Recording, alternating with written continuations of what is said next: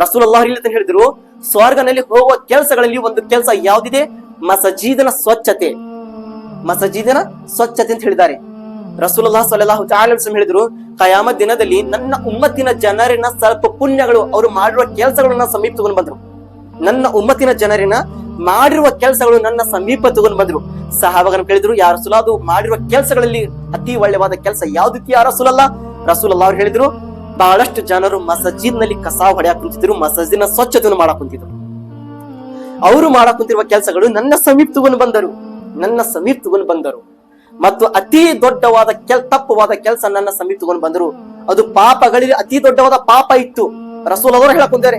ಸಹಾಬಾಗರನ್ನು ಕೇಳಿದ್ರು, ಯಾ ರಸೂಲುಲ್ಲಾಹ್, ಪಾಪಗಳಲ್ಲಿ ಅತಿ ದೊಡ್ಡವಾದ ಪಾಪದ ಕೆಲಸ ಯಾವ್ದು ಯಾ ರಸೂಲುಲ್ಲಾಹ್? ಯಾವ್ದು ಜನರಿನ ಪಾಪ ತಗೊಂಡು ಬಂದ್ರು ಯಾ ರಸೂಲುಲ್ಲಾಹ್? ರಸೂಲುಲ್ಲಾಹ್ ಹೇಳಿದ್ರು, ಆ ಜನರಿನ ಪಾಪ ಅವರು ಕುರಾನ್ ಬೈಪಟ್ ಮಾಡಿದ್ದಾರೆ, ಆದ್ರೆ ಕುರಾನ್ ಮರೀದು ಜೀವನ ಮಾಡಕ್ ಕುಂತಿದ್ದಾರೆ.